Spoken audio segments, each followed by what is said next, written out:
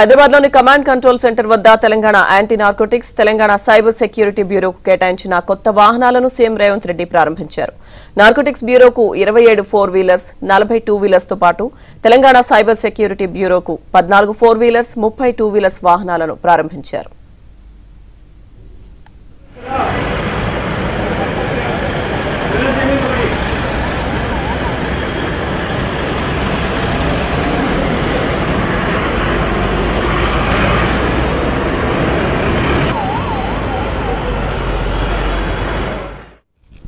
రాష్ట్రంలో నేరాల కట్టడికి అన్ని చర్యలు తీసుకుంటున్నామన్నారు సీఎం రేవంత్ రెడ్డి.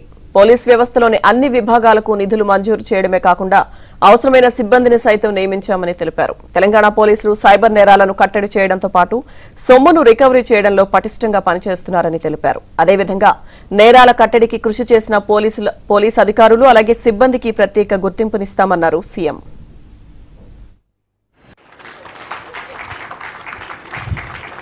నేను స్పష్టంగా మా అధికారులకు ఆదేశిస్తున్నా, ఎంత పెద్దవాళ్ళు ఎవరొచ్చి మనల్ని రిక్వెస్ట్ చేసినా వాళ్ళు సైబర్ క్రైమ్కు సంబంధించి డ్రగ్స్ నియంత్రణకు సంబంధించి ఆ సినిమాలో నటించిన తారాగణం, ఆ సినిమా ప్రొడ్యూసర్స్ 1.5 2 మినిట్స్ నిడివిగల ఈ సమాజాన్ని పట్టి పీడిస్తున్న వీటికి వ్యతిరేకంగా వాళ్ళు మనకు వీడియో విజువల్స్ తీసుకొచ్చి ఇస్తేనే వాళ్ళకి ఏమైనా వెసులుబాటు సౌలభ్యాలు ఇవ్వాలి.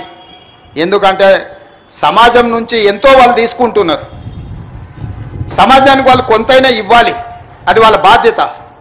అట్లా కాకుండా మేము 100 కోట్లు పెట్టుబడి పెట్టినాం మా సినిమాకు, మేము టికెట్లు పెంచుకొని మేము సంపాదించుకుంటామన్న ఆలోచన ఏదైతుందో మంచిదే, మీ వ్యాపారం మంచిదే, కానీ సామాజిక బాధ్యత. డ్రగ్స్ నియంత్రించకపోతే, ఈ సైబర్ క్రైమ్లను నియంత్రించకపోతే ఈ సమాజమే నిర్వీర్యం అవుతుంది. ఈ సమాజాన్ని కాపాడాల్సిన బాధ్యత, ఈ సమాజానికి సహకరించాల్సిన బాధ్యత సినీ పరిశ్రమ మీద ఉన్నది. కాబట్టి ఎవరైతే ఏదైనా ఈ ప్రభుత్వం నుంచి ఏదైనా సహకారం కావాలి అని వస్తే వాళ్ళు సమాజానికి సహకరించాలి. ఇది ఒకటే మా ప్రీ కండిషన్. మా అధికారులకు కూడా నేను సూచన చేస్తున్నాను.